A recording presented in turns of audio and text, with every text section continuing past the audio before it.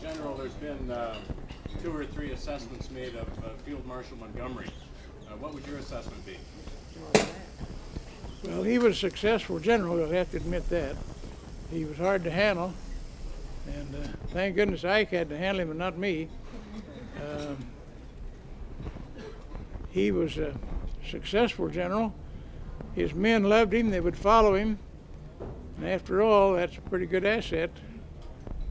I had hoped they would send Alexander to England to lead the British forces, but I admired Alexander very much.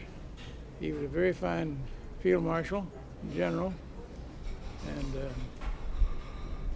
then they sent Montgomery because the men had confidence in him. They would follow him, and that's a big asset to Martinbach. When I was stationed here 50 years ago, I was in charge of National Guard affairs, and I had a battalion on Maui, so I spent 2 weeks over there in camp with them, and made also some other inspection trips, and anxious to see it again.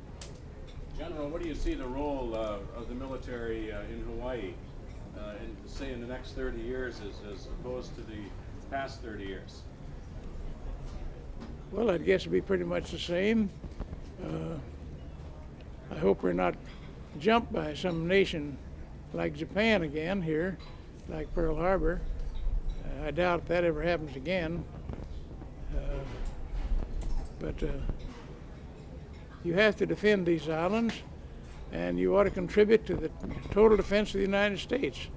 And that's why you have a whole division here.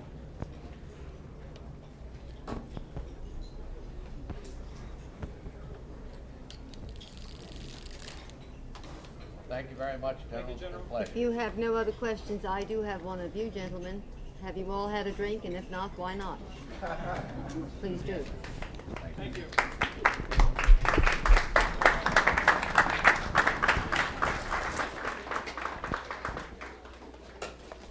I got it. Would you like some pictures?